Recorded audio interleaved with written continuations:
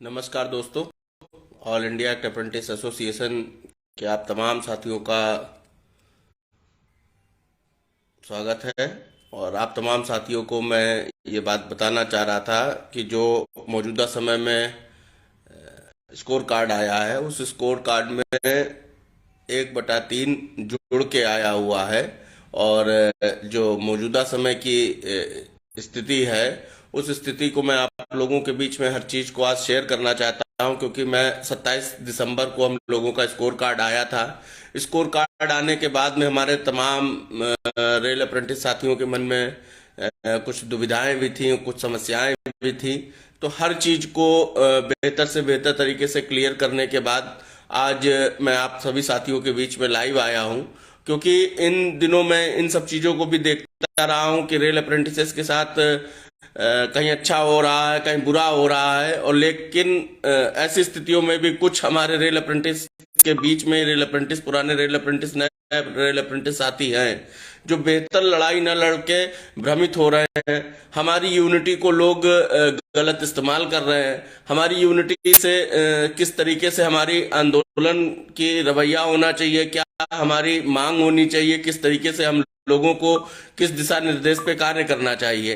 तो हम लोगों के बीच में ये सब प्लानिंगें ना हो करके हम सभी साथी भ्रमित हैं, कहीं ना कहीं पे ठगे भी जा रहे हैं। जैसा मैं सबसे पहले बात करना चाहता हूँ, ये जो वाईफाई गूगल ज्ञान वाले हैं, इस ज्यादा से ज्यादा गलत ज्ञान दे रहे हैं हमारे रेल अप्रेंटिस साथियों को कोर्ट केसेस के नाम पे हवाला दे करके कि जज ने कहा है आप दूसरा कोर्ट केस करिए तब हम आपकी सुनवाई करेंगे।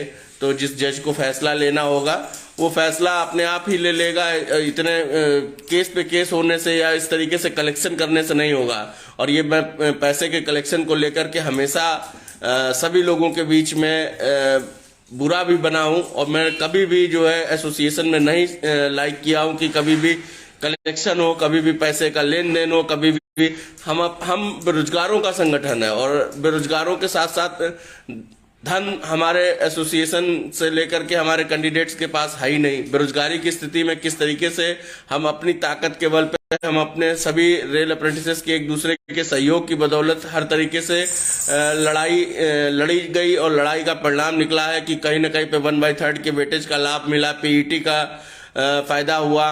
लेकिन और नुकसान भी हुआ। नुकसान ये हुआ कि जैसे रेलवे बोर्ड ने हम लोगों को कहीं भी मैथमेटिकल फॉर्मूले का तो जिक्र किया, लेकिन पॉलिसी में ये कहीं पे नहीं बताया कि अगर 1/3 हम ले रहे हैं तो 2/3 हमारा सीबीटी मार्क्स, जो मेहनत करके 10-10 साल से जो पढ़ाइयों से दूर थे हमारे रेल अप्रेंटिस साथी, उन रेल अप्रेंटिस साथियों के बीच में बड़ी मेहनत करके जो नंबर लाए गए उन नंबरों में से 2/3 काट लिया गया।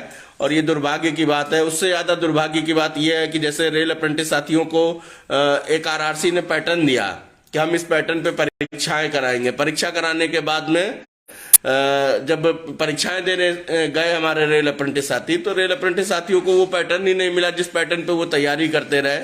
तो तैयारी जिस पैटर्न पे रेल अप्रेंटिस ने की उस पैटर्न से अलग बैंकिंग के पैटर्न को, एसएससी के पैटर्न को इस्तेमाल करते हुए ग्रुप डी कर्मचारियों के लिए जो परीक्षाएं या जो पैटर्न तैयार किया जाता है उससे अलग पैटर्न का इस्तेमाल करके किस तरीके से रेल अप्रेंटिसेस के भविष्य को बर्बाद किया गया। और इसका कड़ा विरोध है। और विरोध ही नहीं है, आने वाले समय में हम सभी रेल अप्रेंटिस साथी संगठित रहेंगे, एकत्र होंगे, एकत्र होकर कोई न कोई प्लानिंग की जाएगी और इसका मुंहतोड़ जवाब भी दिया जाएगा।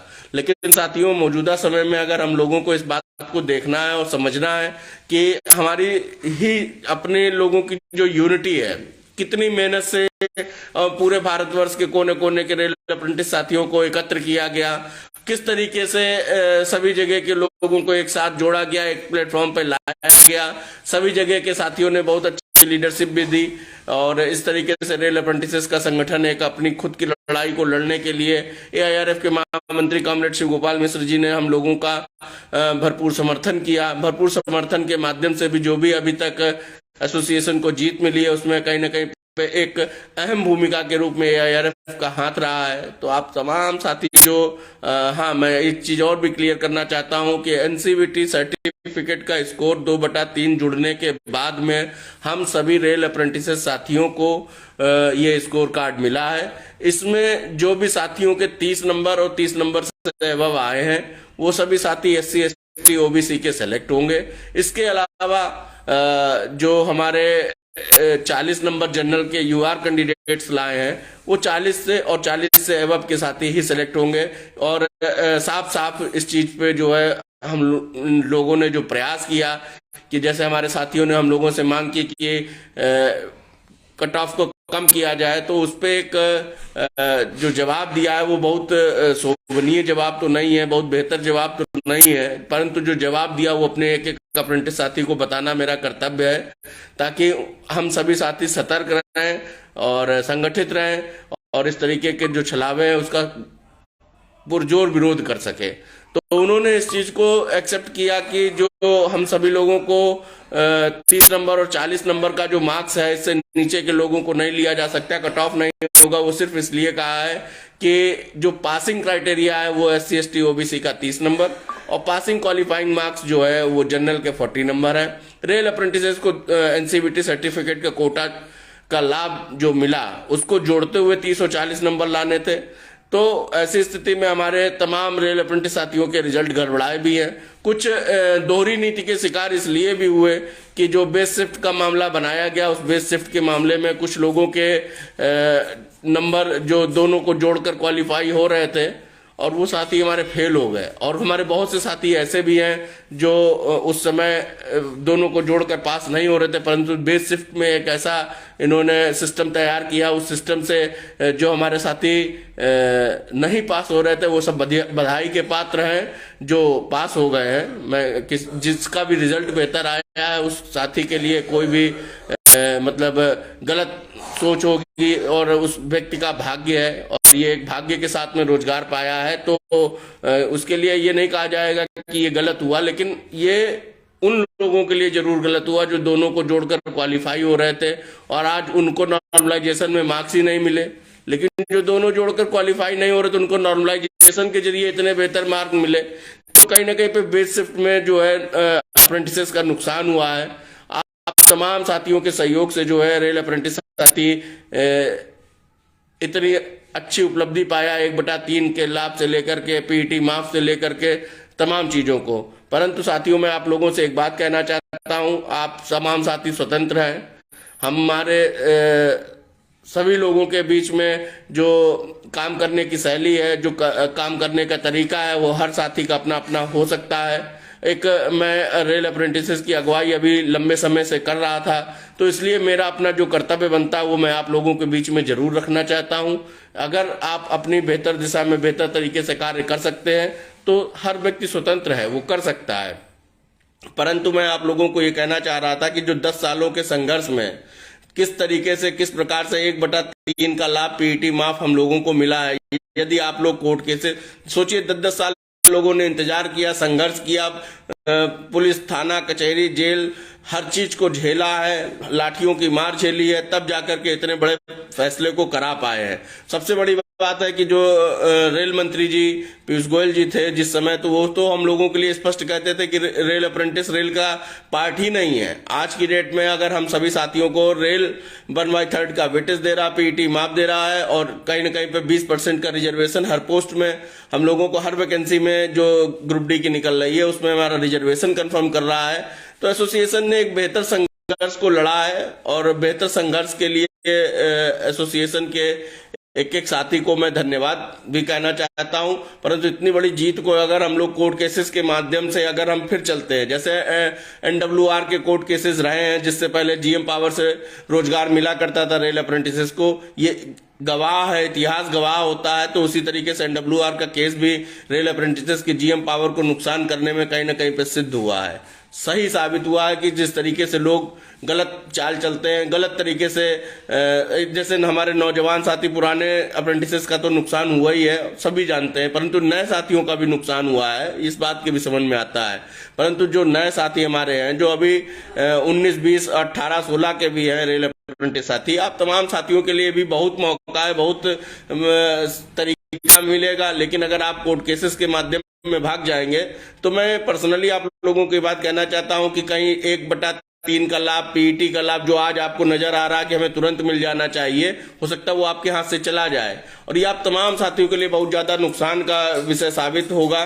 क्योंकि 10 साल की जो लड़ाई लड़कर के एक रेल अप्रेंटिसेस के लिए बेहतर मार्ग तैयार किया गया है, उसको आप लोग स्वयं अपने हाथों से खो लेंगे। और रेल अप्रेंटिसेस की अगुवाई करने वाले इन तमाम जितने भी हमारे ये आगे आगे उछल कूद मचा रहे हैं, पैसों का कलेक्शन कर रहे हैं या कुछ भी कर रहे हैं, मैं आप लोगों से भी कड़े शब्दों में ये बात कहना चाहता हूं कि यदि इस तरीके से गलत मार्ग हमारे रेल अप्रेंटिस साथियों को दिखाया गया तो एसोसिएशन की तरफ से आप सभी लोगों के ऊपर जो है धोखाधड़ी का मुकदमा तैयार कराया जाएगा और रिकवरी भी आप लोगों से कराई जाएगी। और यही रेल अप्रेंटिस साथी इसका प्रूफ देंगे, सबूत देंगे। जिन्होंने गूगल पे किया, जिन्होंने अकाउंट में डाला, ये तमाम साथी जो है अपना अपना सबूत देंगे और इन लोगों के खिलाफ कार्रवाई करने के लिए मजबूर करेंगे। तो आप तमाम साथियों से मैं ये बात कहना चाहता हूं, कड़े शब्दों में इस बात को कहना चाहता हूं कि उगाही बंद करें धन की, हम बेरोजगारों रेल अप्रेंटिसेस की ठगाई बंद करें। और इसके अलावा मैं आप तमाम साथियों से एक बात और कहना चाह रहा था, वो तमाम साथियों से एक बात ये कहना चाह रहा था कि आगे हमारी क्या लड़ाई होनी चाहिए। हमें लड़ाई की रणनीति बदलनी होगी, हमें लड़ाई के नए तरीके बनाने होंगे, हमारे लड़ाई के नए सिस्टम तैयार करने होंगे और हमारी मांग एक अलग मांग होनी चाहिए। तो आप तमाम साथियों से मैं ये बात कहना चाहता हूं कि ये जो चैट सेक्शन है इसमें आप तमाम साथी अपने अपने मॉडिफिकेशन पे भी बोलूंगा, तो इस चैट सेक्शन में अपनी अपनी जो डिमांड्स हैं उस डिमांड्स को जरूर लिखते रहिए, क्योंकि आने वाले समय में किस तरीके से क्या रेल अप्रेंटिसेस के लिए बात होगी। तो उसमें सबसे पहला मुद्दा है कि ओवर एज की लड़ाई, इसलिए कि जो हमारे तमाम साथी हैं जो सुबह से फोन कर रहे थे और कई साथियों ने कई तरीके की बातें की हैं, जिसकी वजह से मुझे लगा कि अपने रेल अप्रेंटिसेस के बीच में मुझे पहुंचकर अपनी बात रखनी चाहिए और आप तमाम लोगों की बात को सुनना चाहिए। तो कमेंट बॉक्स में कृपया अपनी अपनी सलाह, अपने अपने सुझाव और आगे आप लोग क्या चाहते हैं अभी का लाइव सेक्शन सुनने के साथ साथ आप कमेंट जरूर करें। हाँ, तो ऐसी स्थिति में जो मैं आप लोगों से बात कर रहा था साथियों की, आगे की लड़ाई में हम लोगों को क्या करना है, कैसे करना है या किस तरीके से मुंहतोड़ जवाब देना है। हालांकि जो इतने दिनों में जो रिजल्ट निकलने के बाद, स्कोर कार्ड आने के बाद जो भी अगुवाई की गई, जो भी बातें की गई, वो सभी चीजें मैंने आप लोगों के बीच में स्पष्ट कर दिया है।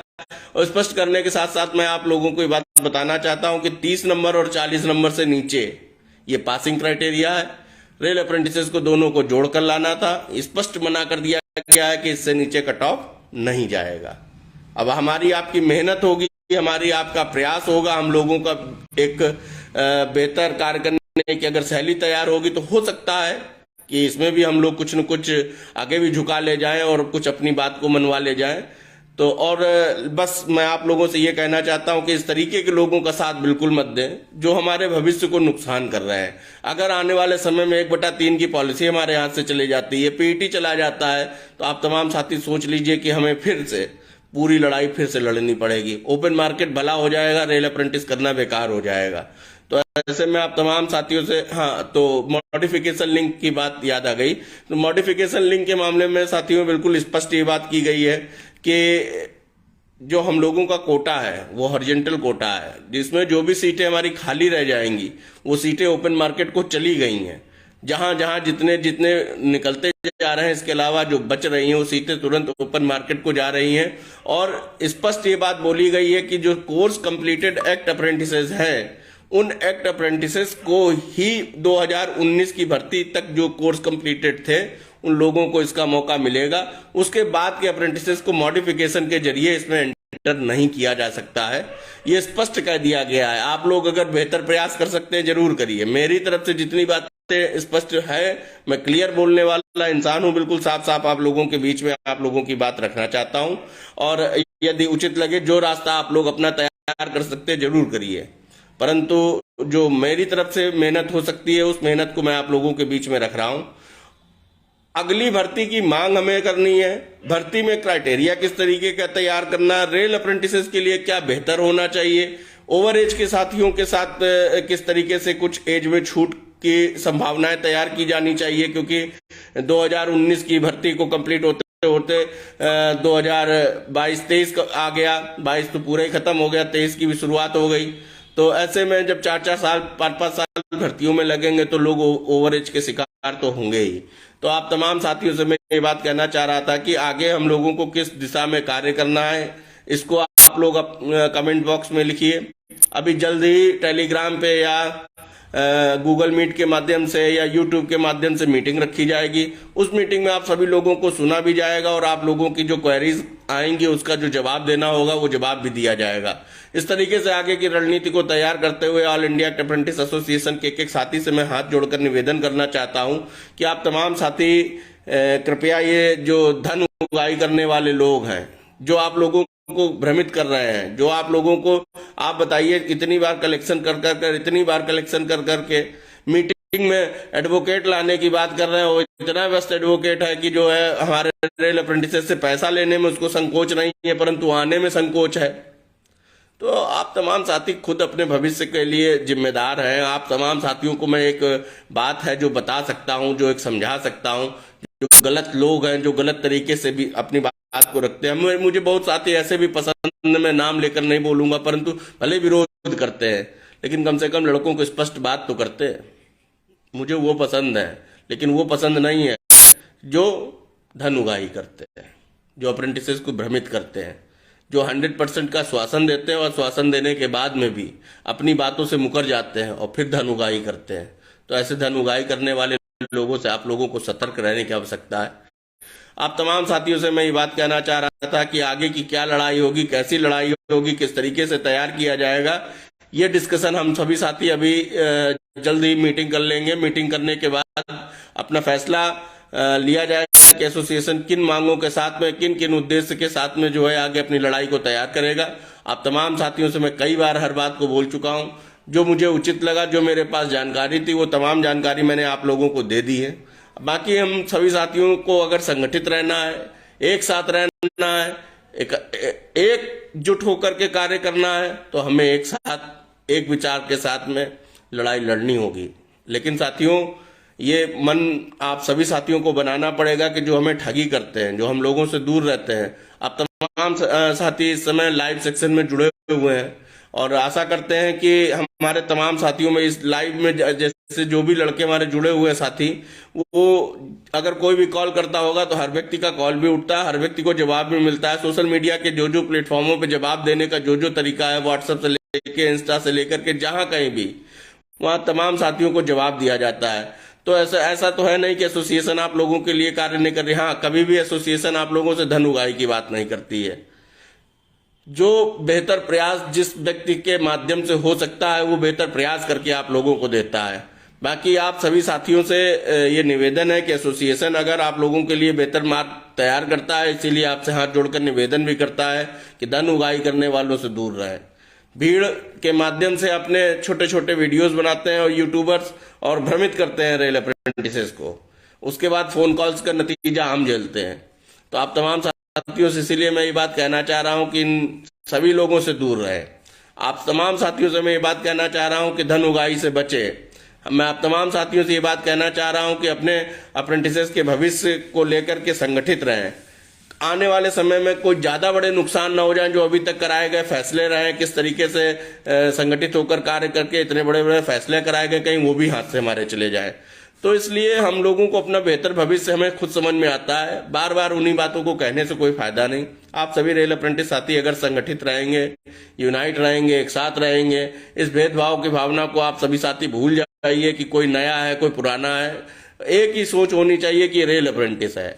यदि वो रेल अप्रेंटिसेस की सोच को लेकर के कार्य करेगा, यदि वो इस बात को समझेगा कि जो पीड़ा हम गुजर रही, जो पीड़ा हमारे सामने वाले के ऊपर गुजर रही, जो हमारे पुराने रेल अप्रेंटिसेस साथियों का भी इतिहास रहा है, बहुत से लोग रोजगार किस तरीके से संघर्ष करके पाए हैं, वो लोग समझते हैं। हम लोग जब एसोसिएशन के धरने लगाते थे या कभी भी कोई भी आवश्यकता पड़ती थी तो उन भाइयों के पास भी, सीनियर भाइयों के पास पहुंचते थे तो बहुत से भाई सहयोग भी कर देते थे। हाँ, वो सहयोग वो इसलिए करते थे कि हम छोटे भाई हैं और इतनी मेहनत हम लोग उतर के जमीन पे करते हैं, तो हम लोगों के टेंट का खर्चा है, हम लोगों की माइक का खर्चा है, हम लोगों की मीटिंगों का खर्चा है। अगर कभी बैठकर 20 लोग बैठकर मीटिंग किए तो चाय का खर्चा है। उन भाइयों ने हम लोगों को हमेशा सपोर्ट किया और कर दिया।